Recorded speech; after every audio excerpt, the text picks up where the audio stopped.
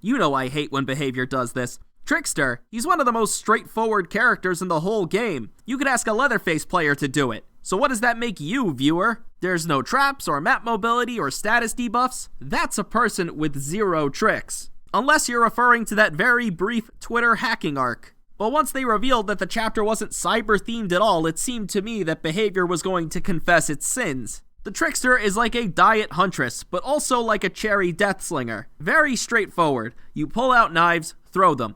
If you hit enough, you deal damage. No status effects. That would be Dr. Pepper. Basically, this killer is the most boring thing to release when it did, and I hated it. People hated the Skull Merchant chapter. I hated all kill. Sure, it had some style, but the style's gone. The hot anime trailer they played every time you opened the game isn't there anymore. Now you have to settle for Suicide Squad Isekai. Trickster is a good killer. Kinda. You are pretty dangerous at medium range, which is like 16 meters by Dead by Daylight standards. If you have decent aim, you can shred people at certain loops. But if there's a wall, you're dangerous at very short range, which by Dead by Daylight standards is from here to here. I know you want to get to the part where I tell you about the killer power, but I've dedicated this channel to spiting exactly you. Let's do a small history lesson. The Trickster released after the Binding of Kin chapter. Or more accurately, the time Behavior wanted to clean up the place with some bleach but forgot about all the ammonia on the floor. It was a bad chapter. Bugs, neither the new killer or survivor resonated with a large amount of people, and consoles were slowly becoming unplayable. We all cried,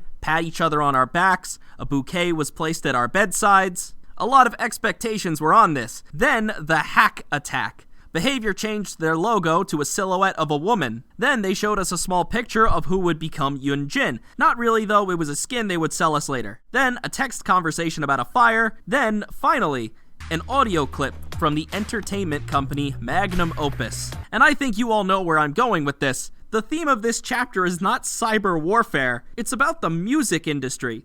The South Korean music industry. It genuinely feels like someone at Behavior wanted to do a Sombra. Then they looked at the long list of killers they had planned and said, oh boy, this works with none of them. But I'm doing it anyway.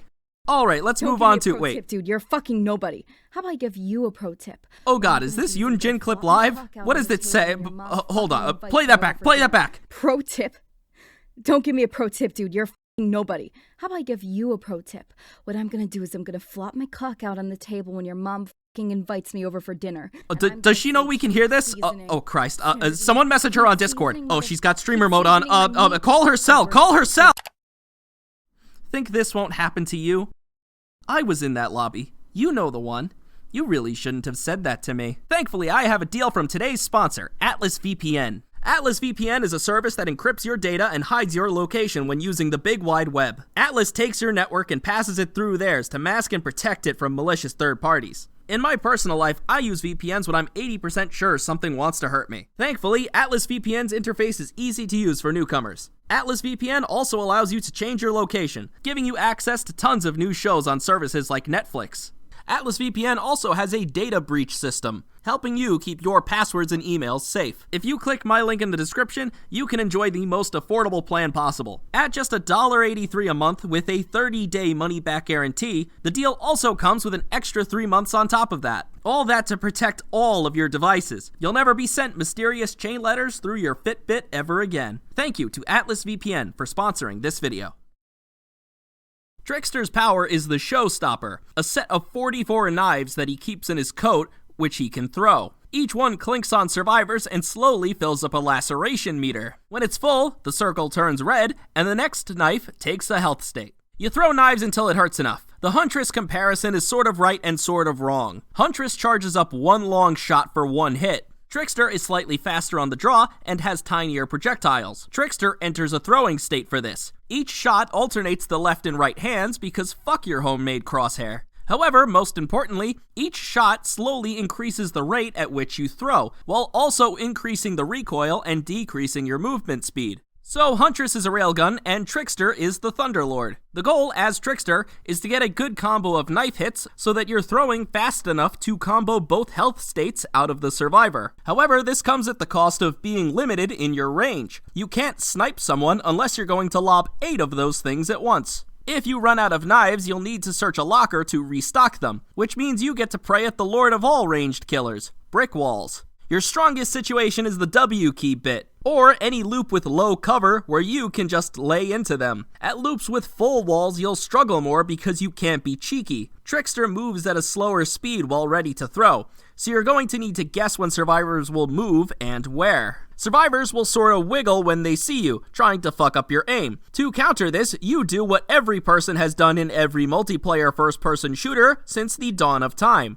Aim where they're going, not where they are. A bit harder when the game is arbitrarily deciding that your spray pattern is akin to twerking. And the recoil. There is recoil. And to discuss the recoil, I need to tell you about a pilgrimage I made. There are two Trickster players. One who shipped a PC so they could see delight in high quality, and another who killed a small child for a PlayStation. The one who got a PC actually owns the Trickster. This killer does not exist on console, which is bad because I love killing small children. Trickster is meant to be played with a mouse and keyboard. Trickster has recoil, but it's so light that I don't even notice it on mouse and keyboard. You drag down gradually, gently, like holding your lover's face. On console, you can't make tiny adjustments like that. You just throw knives until you realize that your spray pattern is fucked, and it's easier to go back to 110% speed by putting the knives away. And look, I think for 80% of DBD, it's not an issue. Most killers have relatively simple aiming mechanics, so the thumbstick does A-okay. But there's no drop-off like Trickster has drop-off. For all of the months of all kill,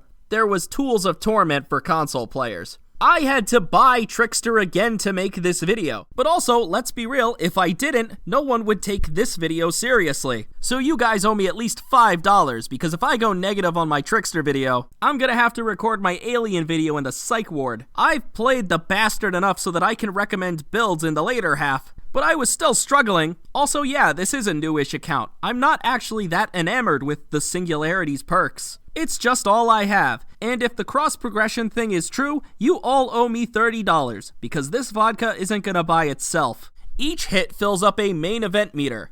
The main event, well, is stupid. You get unlimited knives at max speed for a good amount of seconds. The slowdown is less, but it's still there. The problem is that you can no longer break pallets or vault windows. So there are certain situations where using the main event just screws you over. Let's not forget, this is apparently a drug-fueled bender for Ji-woon, as he won't throw knives for a few seconds afterwards. If survivors go a certain amount of time without getting hit by another knife, the laceration meter will start to go in reverse. Once the meter is full, you have to use the main event within 30 seconds or it goes away. To make the most of this, you have to apply it in one of two ways. You manage the meter and use it the same way you would with Myers Tier 3, storing a bit of it so that you can activate it against a healthy survivor in a bad position by just tossing one or two. The other is that you just don't use it. Many times you'll have a poor guy downed and the screen is like, do it, without anyone to actually use it on. Trickster, paradoxically, has the best perks a killer has released with in a long time, which is so bizarre to me, that a killer could have released in such an annoying state for me personally, but also could have the most consistently good set of perks in the game. It might be the only reason I survived the sickness. The first perk is Starstruck. When you pick up a downed survivor, anyone who hears the terror radius becomes exposed, and once they exit the radius, or the survivor isn't being carried anymore, the effect persists for 30 seconds. This works as an effective deterrent for would-be pallet saves, body blocking, and just in general fucking with you. Not to mention that everyone who wants to save that hooked guy now has a bit of anxiety.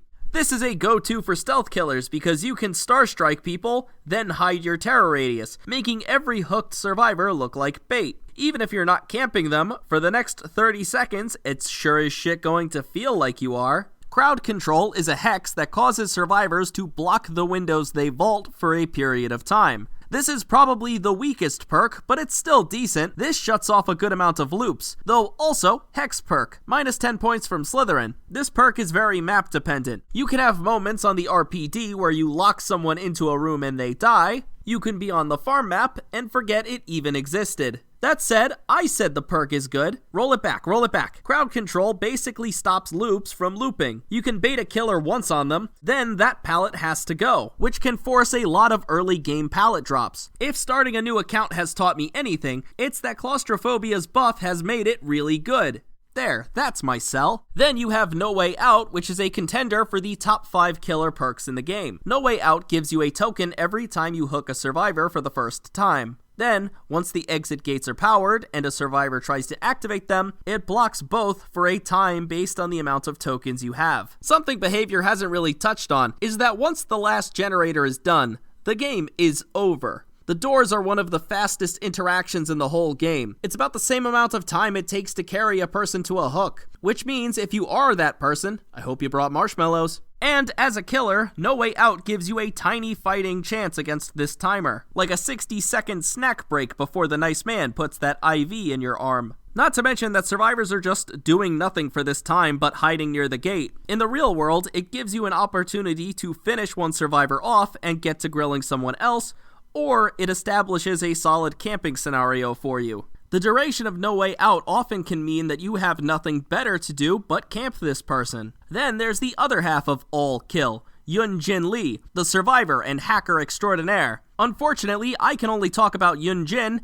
and not how to play against Trickster, because if I could get lucky enough to find one in a public match, I would start opening CS cases. Yun-Jin Lee has a lot in common with Nicolas Cage. Well, she's in a video and he's not, so one less thing now. Nick Cage's perks are less about satisfying the meta and more so creating a character that feels personified through those perks, having to do with things like improv, drama, and being bad on purpose. This is my ideal way for them to design characters. Yun-Jin is like, well, Yun-Jin is a bitch. It's not like David King where beneath it all is a heart of gold. Yun-Jin is a bitter crone that failed to make her own dreams come true, so she doesn't care about helping others while putting her own survival entirely on her own shoulders. And the only thing that saves her is that she's really good at it. She's your least favorite boss. She's the one who saw you on your phone before your shift even started and said you have to put it in a locker. And yeah, Jennifer from Target, I am talking about you. I know it's a perfect segue, but actually look at Fast Track. This perk gives you 3 tokens every time someone gets hooked. If you hit a great skill check, each token gets converted into 1 point of progress on that generator.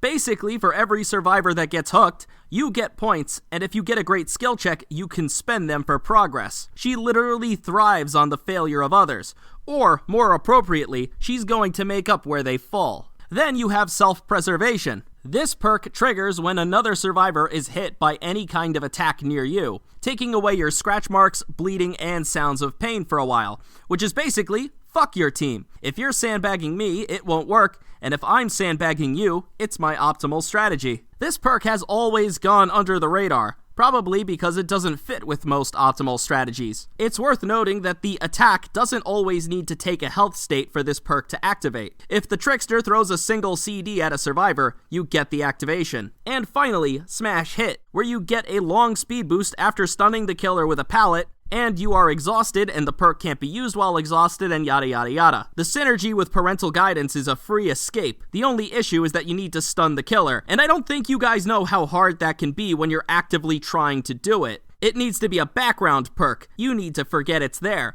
then take advantage of it when it happens, and when it does, you're out of there. Which is the worst part about her. It'd be nice if someone awful and cold to you was also pathetic and weak, but Yun-Jin isn't. Like, imagine you're Jennifer from Target, who is as nasty as sin, makes your life difficult, and denies your days off. Except when there's a task they need to do, they do it perfectly. They aren't just mean, they're mean because you're getting in their fucking way. I don't know, Yun-Jin, what do you think? And you're just gonna keep staring at it, and I'm gonna say keep seasoning. Stare at you, keep seasoning, motherfucker, keep seasoning my meat over and over again. Then I'm gonna take my and walk straight to your mom's mouth and stare at you. And I'm gonna be like, now suck it in front of your son. Trickster has add-ons that almost make him worth playing. I know that sounds bizarre. It is bizarre. For a killer that is this goddamn simplistic, the add-ons might be the only reason I'd recommend playing him. Specifically, this holy trinity. These 3 purple add-ons all completely rework the power. There's bouncing blades, piercing blades, and explosive blades. The bouncing blades are the most popular, cause you throw them and you hear 1 million metal clinks like you're finally wringing Zenyatta's neck. I just feel the need to say that you need a degree in theoretical physics to use these on purpose. The bouncing knives are cool, they don't help. The angles are too chaotic, and if there's a person out there that can use this to its fullest power, for the love of fuck, go make America another bomb instead of this. The piercing blades are helpful when trying to tunnel people, and skip body blocks. However, they're more of an enabler for the other two, which leaves the explosive blades. I know someone got very excited when I said explosive blades because that is very technically what they are, though the range is maybe 1 meter from the base. Which, you know, what do you expect? He's made these knives out of CD cases, dude. If it was going to explode, it needed to have been made by Rick Ashley. The splatter blades are one of the best add-ons in the game. It's a bullshit playstyle that rides under the sun, and I would fear this more than most red add-ons. Someone disagrees with that. Someone was also found dead in the subway system. Those aren't related, but I want those two thoughts next to each other in your head. With this, you can no longer miss, as you can mow people down by aiming at their feet. The blade either hits them or breaks on the floor. No one will escape. If they turn a corner, it's going to splatter all over their shoes. Hell, if you want to talk bullshit, remember the piercing blades? Let's not ignore the camping potential there. All I'm gonna say is that you know the rules, and so do I. The two add-ons that lift weights and make themselves exclusive are as such. The red vinyl record refreshes your blades when the main event ends, and, okay, I don't even know. It means you have to stop by one less locker. Main event triggers maybe twice a match. Do the math and save yourself some time when it comes to your ammo count. It's okay. The appeal of being at the supermarket, and as soon as you try to check out, a new person opens their line. Though you know me, I'm the nostalgic type. So let's go back. Dead by Daylight 4.6.0. The Death Throw compilation does this. Your blades start at half their laceration damage, but each blade you hit increases it incrementally, maxing out at 200%. This sounds really cool. It was basically ramping damage until you made a mistake, forcing you to play carefully with your blades. Maybe this was OP, but also fuck you, I didn't get to use it. And you know this isn't getting reworked for a very long time. They're not touching Trickster. Ji-woon is now something of an older character. Dead by Daylight fans have the span of gnats, and mostly just charge and tackle whatever's in front of them. What about the Trickster's music? The character is entirely a performer, and his chase theme is the most soulless, hardest thing to listen to since Your Opinion. Nails on a chalkboard. I'm playing it right now to drain your MP. Which, why don't they fix that? Give it a groove. I understand that my imagination is always better than reality, but even the main menu sucks. Give me back the...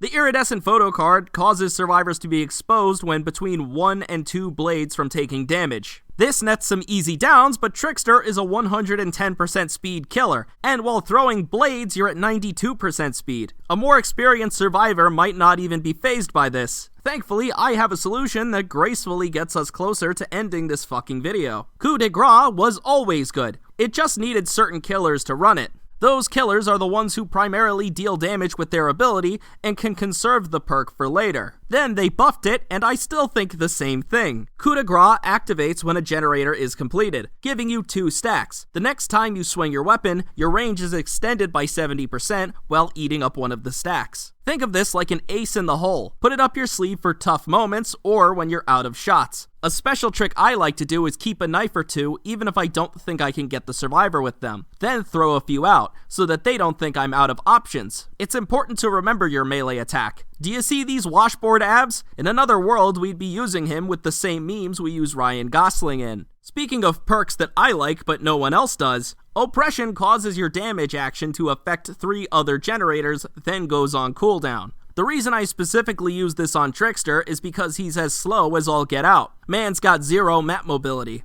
So you have to hit this Oppression a ton to make sure that stuff actually regresses when he's not there. That might lead you to ask why I wouldn't say Run Ruin or Deadlock, and why don't you make the video then? I think Oppression is neat. I'm mentally ill. Stop asking me questions. Fine, perks only Trickster can use. Iron Maiden exposes survivors when they exit a locker, and causes them to search 50% faster, which means faster reloading. Trickster's lengthy reload means that doing it in a chase means to lose your target. Not so with Iron Maiden. In fact, there's another locker perk here because the Trickster has as much of an abusive relationship with them as he does every other drug in his life. Darkness Revealed triggers when you open a locker, and any survivor near other lockers gets their aura revealed to you. Personally, I don't run this. You can. It's viable. I think Trickster's 24-meter terror radius means he doesn't have any trouble finding people. Also, monitor and abuse. Do we still use this one? Is this one still cool? This perk reduces your terror radius while not in a chase, and increases it when you are in a chase, while increasing your field of view. Trickster does have a lullaby, but it's one of the quieter ones. I haven't even noticed it, but that's also because I'm not rolling that. 44 knives, and I can't seem to find the one I'm after. That's everything off my checklist, except for the ending video faff. Let's talk about the worst period of Dead by Daylight, so far. All Kill released in a time where they needed a W, and we got an eh, which only got worse when a second Binding of Kin chapter hit the PlayStation. Which is so weird because I feel like the hate the game gets now is so much more than it was before. I enter a lobby as a skull merchant and I can feel all of the players turn and look at me, like I'm playing loud music in an upper class neighborhood. Now, is the Trickster as bad as the skull merchant? No, but in the moment he was more disappointing. Though I also think people made up their minds about her long before we found out she could 3-gen really well. Trickster is just underwhelming as a character. He's not bad. If you spot a survivor and can laser them to death, your brain might light up for like a brief second, like it belonged to someone other than you. Though I also think we could have received a killer that was more interesting than this, especially when Huntress already had a rebrand. So yeah, I kind of want him reworked, at least in a way that makes him stand out. It could have been more mobility or map pressure. What if you got onto Dead by Daylight and Trickster was a tiny mouse? Trickster sucks on the PlayStation. Every time I get to the main event, I am reminded that he sucks. At the time, people wanted him reworked. Now there's a line. We're stuck at Stop and Shop and all the registers are clogged up. You just wanted a quick thing of milk and we're gonna be here all day. Might as well check our emails. Wait, hold on. I have another thing here. What is that? No. They wouldn't bother. It's been 2 years. Wait. Let's open it.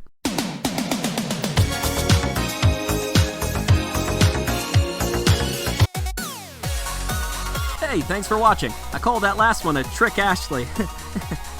Can I keep my job, please? Also, one last time, thank you to Atlas VPN for sponsoring this video. Check the link in the description to get an absolute deal. If you like this video, I have 3 more like it that I just posted. However, quickly, I'd like to thank the people on Patreon who made videos like this possible. I would especially like to thank Jonah Simpson, Mario Fan 997, Walker, and My Reed. Look, I know you guys want an alien video. I can't magically summon it in a day, so you're just gonna have to settle for Trickster for a little bit. It's okay. Please don't get mad at me. I swear. I apologize for the Trick Ashley. Okay? Have a good one, and I hope to see you soon in the next video.